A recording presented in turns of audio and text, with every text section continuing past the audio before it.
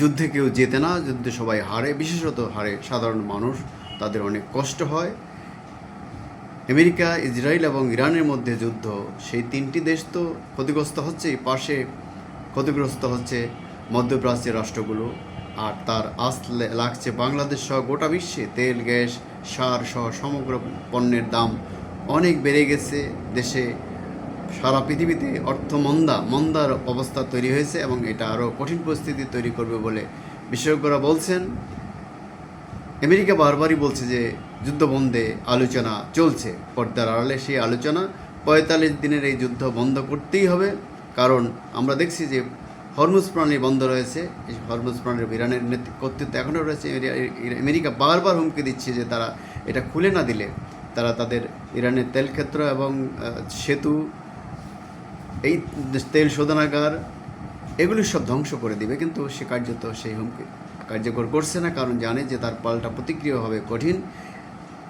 যদিও আমেরিকা এবং ইসরায়েল বারবার দাবি করছে ইরানের প্রতিরক্ষা ব্যবস্থা সহ সব কিছু তারা ধ্বংস করে দিচ্ছে এবং দুর্বল হয়ে গেছে, কিন্তু কার্যত ইরান পাল্টা হামলা চালাচ্ছে। তারা দ্রুত তাদের ক্ষতিগ্রস্ত অস্ত্রাগার বা তাদের যে লাঞ্চার সেগুলো পুনঃপ্রতিষ্ঠিত করছে এবং তারা ইসরায়েল সহ মধ্যপ্রাচ্য আমেরিকার স্বার্থে জর্ডান, ইরাক, সৌদি আরব, কুয়েত, কাতার, আমিরাত ইত্যাদি রাষ্ট্রগুলোতে, বাহরাইন রাষ্ট্রে পাল্টা হামলা, মার্কিন স্বার্থে পাল্টা হামলা চালিয়ে তাদের বিরাট ক্ষতি করেছে। আমেরিকা দাবি করেছে যে দুজন পাইলট ইরানে পতিত হয়েছিল তাদেরকে তারা উদ্ধার করেছে। সেখানে বিরাট অভিযান তারা চালিয়েছে, অসংখ্য হেলিকপ্টার, উড়োজাহাজ এবং কমান্ডো সেনা মোতায়েন করে। যদিও ইরান বলেছে যে এটা ব্যর্থ হয়েছে। আমেরিকা দুজন উদ্ধার করেছে বলে কুরুকে তার দাবি করে ইরান বলছে এটা ব্যর্থ হয়েছে। আসলে কেন বলছে ইরান ব্যর্থ হয়েছে? সেখানে 4টা উড়োজাহাজ এবং হেলিকপ্টার ইরান ধ্বংস করেছে বলে দাবি করেছে এবং সেটা এই পর্যন্ত আমেরিকার 9-10টা হেলিকপ্টার যুদ্ধজাহাজ ধ্বংস করেছে, অসংখ্য ড্রোন ক্ষেপণাস্ত্র ধ্বংস করেছে বলে ইরান দাবি করেছে। কার্যত ট্রাম্প কথার জাদুকর, তিনি কথা দিয়ে জিততে চাইছেন। ট্রাম্প এবং নেতানিয়াহু দুজনই বলছেন যে ইরানকে তারা একেবারে, কেন তারা ইরানকে মাটির সাথে মিশিয়ে দিবে, প্রস্তর যুগে পাঠিয়ে দেবে? এই সভ্যতার এই দেশ, হালাকু খান, কুবলাই খান, চেঙ্গিস খানরা বিশ্ব সভ্যতা ধ্বংস করেছিল, তেমনি এখন ট্রাম্প এবং নেতানিয়াহু ইরান সভ্যতা ধ্বংস করছে। তারা কথার আড়ালে নিজেদের দুর্বলতা লুকাতে চায়।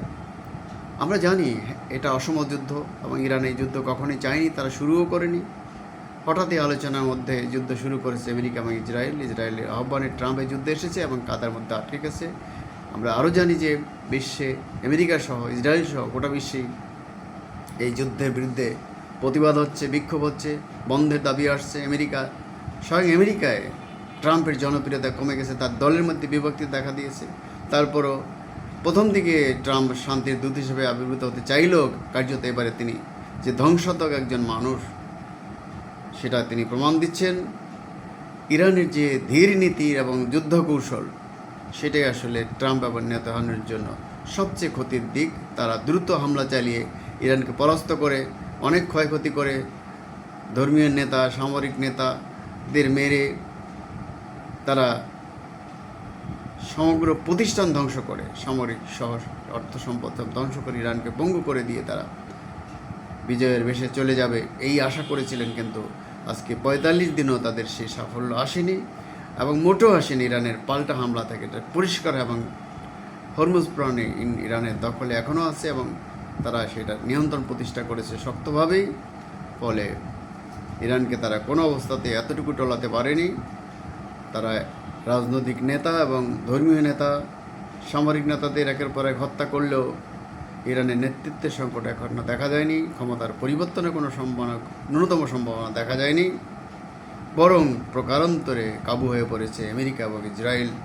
তাদের অর্থনীতিতে বিরাট ধস এসেছে, তাদের দুর্নাম হয়েছে, বিশ্বব্যাপী তারা যুদ্ধবাজ হিসেবে প্রতিষ্ঠিত হয়েছে।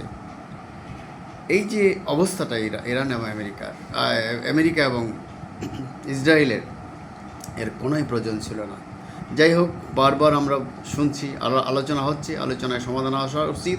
তবে ইরান পরিষ্কার বলেছে তার যেসব ক্ষয়ক্ষতি হয়েছে সেগুলো তাদের ক্ষতিপূরণ দিতে হবে এবং তাদের উপর যে নিষেধাজ্ঞা আছে সেটা প্রত্যাহার করতে হবে এবং তাদের যে যে মিসাইল এবং ড্রোনের যে পাল্লা ছোট করার যে কথা বা পারমাণবিক কর্মসূচি বন্ধ করার কথা, সেগুলো ইরান একেবারেই মানবে না। যদিও ইরান বারবার বলছে তারা কোনো পারমাণবিক কর্মসূচি অর্থাৎ অস্ত্র উৎপাদনের জন্য তারা কোনো কর্মসূচি করছে না। এগুলো আমেরিকা এবং ইসরায়েলের বরাবরের মতোই তাদের মিথ্যাচার, সেই মিথ্যাচারগুলো তাদের বন্ধ করা উচিত। অপরদিকে আমেরিকার যে দাবি সেটা ইরান যেমন মানছে না, ইরানের দাবি আমেরিকা মানতে চাইছে না। এই বড় ব্যবধানের মধ্যে দাবির মধ্যে সমন্বয় করাটাই কঠিন। আমরা জানি পাকিস্তান, তুরস্ক, সৌদি আরব এবং মিশর, চীনও নেপথ্যে থেকে এই যুদ্ধ বন্ধের চেষ্টা করছে।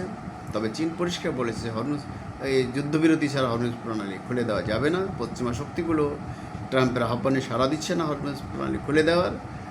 ফলে ইনডাইরেক্টলি সমর্থন করলো, সরাসরি কেউ এখানে যুদ্ধে এসে ট্রাম্পকে বা নেতানিয়াহুকে সমর্থন করবে না।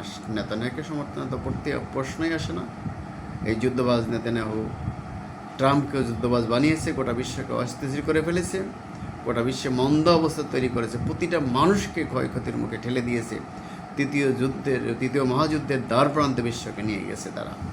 তো এই ট্রাম্প এবং নেতানিয়াহু যুদ্ধবাজ, নব্য চেঙ্গিস খান, হালাকু খান, এদের পরাজয় নিশ্চিত হওয়া দরকার এবং তাদের কর্তৃত্ববাদী যে চরিত্র, মধ্যপ্রাচ্যে শোষণ শাসন চালানো, গোটা বিশ্বকে দাবিয়ে রাখার যে চেষ্টা, মানবাধিকার ধ্বংস করা, মানুষের অধিকার হরণ করা, বিভিন্ন রাষ্ট্রগুলিকে, বিশেষ করে মুসলিম শাসক রাষ্ট্রগুলির উপরে যে তাদের যে খারাপ দৃষ্টি, সেন দৃষ্টি, সেটা বন্ধ হওয়া উচিত। প্রতিটা রাষ্ট্রেরই নিজস্ব স্বাধীনতা, সার্বভৌমত্ব থাকতে পারে, মানুষের স্বাধীনতা সার্বভৌমত্ব থাকতে পারে, থাকা উচিত। এটার প্রতি সকলের সম্মান জানানো উচিত। ট্রাম্প এবং নেতানিয়াহু সেটা করছেন না। আমাদের তাদের প্রতি ঘৃণা জানানো এবং দুঃখ প্রকাশ করা ছাড়া আর কিছু করার নেই। তারা আসলে কাদায় আটকে গেছে মধ্যপ্রাচ্যে এগুলি করতে এসে।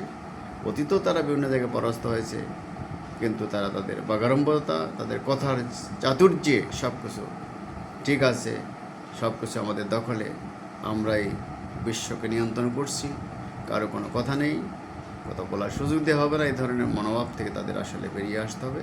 গোটা বিশ্বের মজলুম মানুষকে, গোটা বিশ্বের শক্তিকে, যারা চিন্তাশীল মানুষ, তাদেরকে এই অসম যুদ্ধে এবং অন্যায় আচরণ, অন্যায়ভাবে একটা রাষ্ট্রের উপরে হামলা, 45 দিনের যুদ্ধ চাপিয়ে দেওয়া, এটার অবসানে উদ্যোগী হওয়া উচিত। বন্ধুরা, ডিবেট উইথ রানা এবং নিউ বাংলা টিভির পক্ষ থেকে আপনাদের স্বাগতম। আমরা আশা করব যে এই যুদ্ধ বন্ধ হবে এবং আলোচনার মাধ্যমে, আলোচনার টেবিলের সমাধান হওয়া উচিত। যুদ্ধ কোনো সমাধান নয়, এটা আমরা সবাই জানি। বারবার দেখেছি যুদ্ধে সাধারণ মানুষ সবাই পরাস্ত হয়, ক্ষতিগ্রস্ত হয়। শাসকদের সাময়িক লাভ হতে পারে, এই সাধারণ মানুষের কোনো লাভ হয় না। গোটা বিশ্ব আজ হুমকি এবং অর্থনৈতিক হুমকি, সামরিক হুমকির মুখে। আল্লাহ আমাদের নাজাত দিক।